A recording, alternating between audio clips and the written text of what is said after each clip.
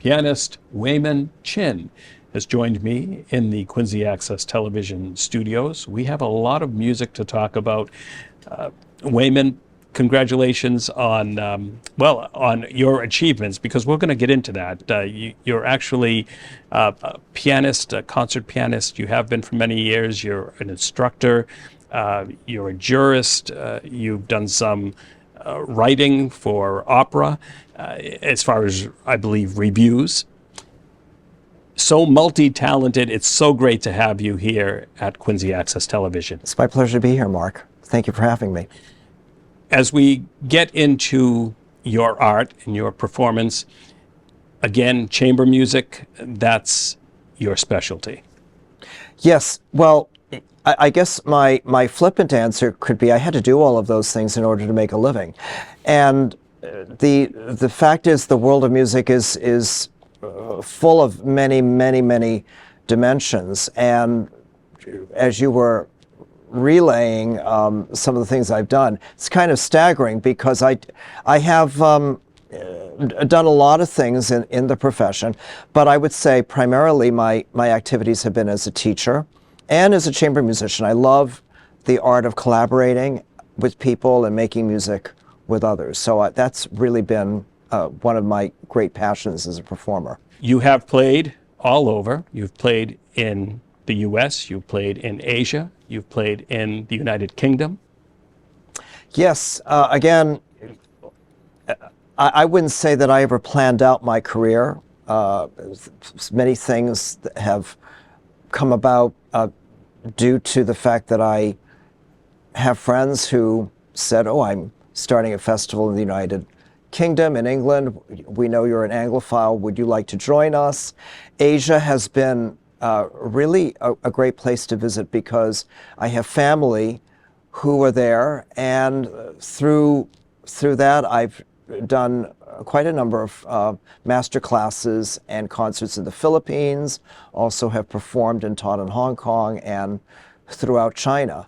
So in the last few years, in my capacity as the Dean of the London School of Music, and I was in that position for 12 years, I got to travel to do recruiting for the school. So that was really a great joy. I need to ask you about your background. When did you start music? When did you start to play the piano?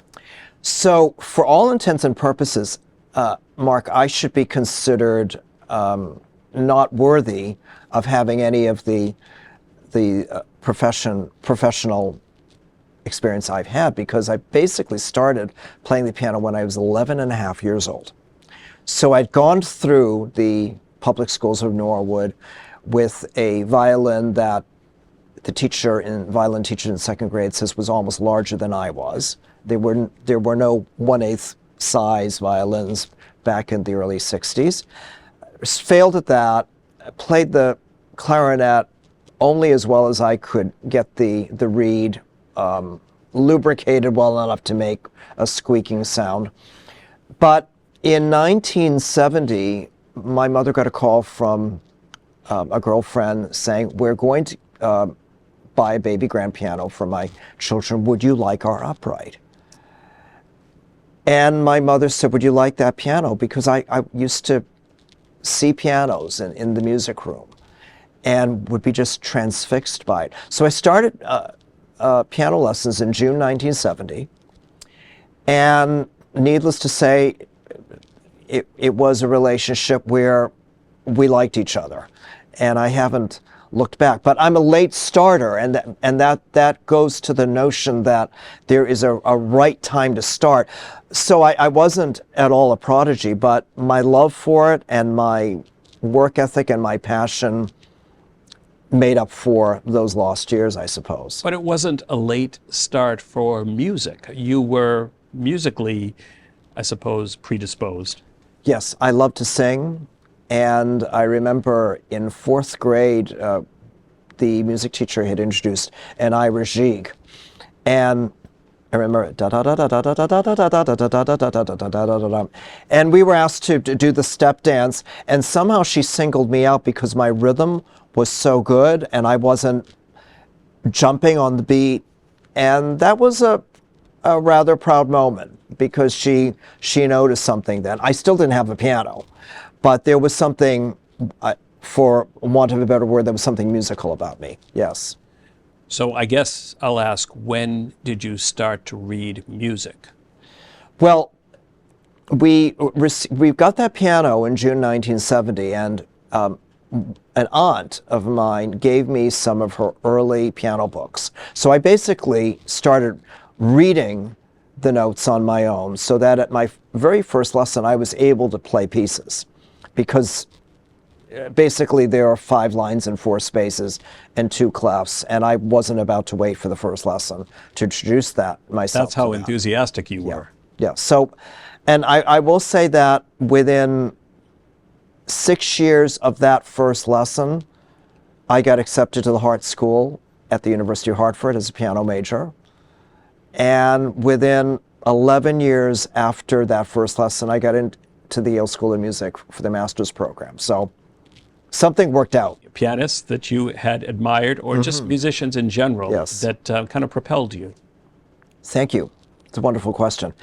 I loved hearing Arthur Rubinstein while I was growing up, but also the other Arthur Schnabel, whose music was introduced to me when I was in high school. It meant a great deal to me. He was one of the first pianists to record all of 32 Beethoven sonatas. I absolutely have great admiration for the late Wilhelm Kempff, because his readings of the German piano literature were so moving. And this is a segue in that, in addition to the piece by Scott Wheeler and Aaron J. Kernis in the middle, I am doing a piece by my mentor from the Yale School of Music, who is, I consider to be probably the greatest teacher I ever encountered. And her name is Joan Panetti. And Joan was a pianist and composer and a great teacher. How much do you think a person's ability to play the piano is innate? How much is learned? And can anyone learn if they're open to it? I absolutely believe anyone can learn if they're open to it. And I am very fortunate. I have 4 adult students now, adult amateurs, 3 of whom are retirees, who were very successful professors, and also one who was the second flutist of the Omaha Symphony. But so long as there is an interest and a willingness to explore, absolutely. And this is why I say it's a cliche. It's never, ever too late. Who have you collaborated with through the years? Yes, a number of noted string quartets, such as the Cassatt String Quartet, the Pacifica Quartet, wonderful violist who's become a very good friend of mine, Masumi Perostad, who is now in the artist faculty of the Eastman School of Music. I have colleagues at Longy in the Horzhowski Trio. It's a piano trio, and I have collaborated individually with each of those stellar musicians, who are probably among the finest musicians in our country. And I've done a lot of work with singers. I just love the idea that when you're working with a singer, they have text, they have a story, there's a narrative, and it's incredibly intimate. It's the pianist, the singer, the poet, and the composer, and it gets right to the heart of what it means to be human and alive and very intimate and very close. You have actually premiered music as well. Yes, and actually on this program, which we'll get to in a few minutes, are a couple of works by composers whose work I have premiered. Scott Wheeler is a professor at Emerson, and I'm doing a portrait that he composed back in 2012 of a mutual colleague of ours, the great soprano who's teaching at Brandeis, Nancy Armstrong. It's a little arietta that Scott wrote. I'm also doing an opening piece by Aaron J. Kernis, who was a classmate of mine at the Yale School of Music well over 40 years ago. and he's won the Guggenheim Fellowship, the Pulitzer Prize, and actually he composed an elegy, full title of which is Elegy for Those We Lost, in May 2020, which was his tribute to COVID victims and their families. The beginning, to me, sounds like the beginning of the Elgar Enigma Variations Nimrod variation, and it's a hymn, it's healing, it's deeply spiritual. So I've done a lot of Boston premieres of Aaron's music, and over the years, a number of composers who are colleagues of mine at the Longy School. Another wonderful composer whose work I premiered is Marty Epstein, who's a professor at Berklee College of Music. This area of the country for music and for music schools. Well, we are in one of the great areas for education and the arts in the entire world. And boy, that says a lot. I remember Boston, of course, being considered the Athens of America, but we have major music schools in Boston: the Berklee College, New England Conservatory, Boston University, Longy, of course, all have great programs.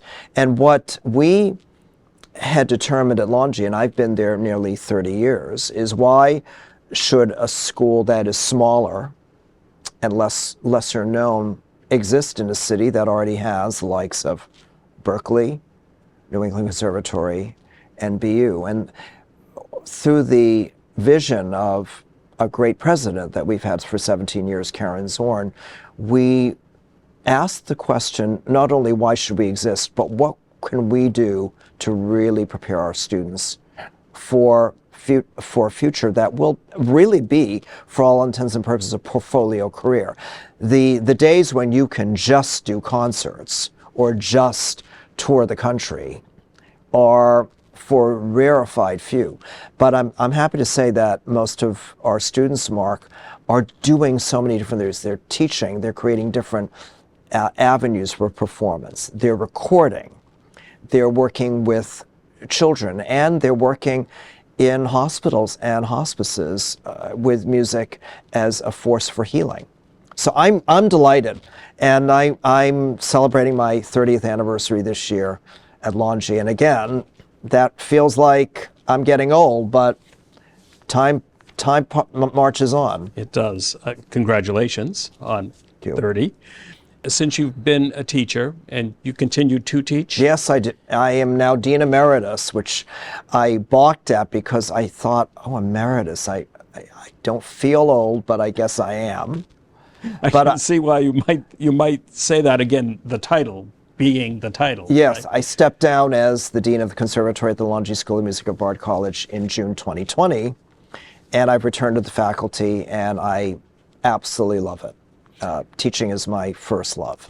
So to someone out there, or to many folks out there that are thinking of starting that path, what would you say to them? Do it.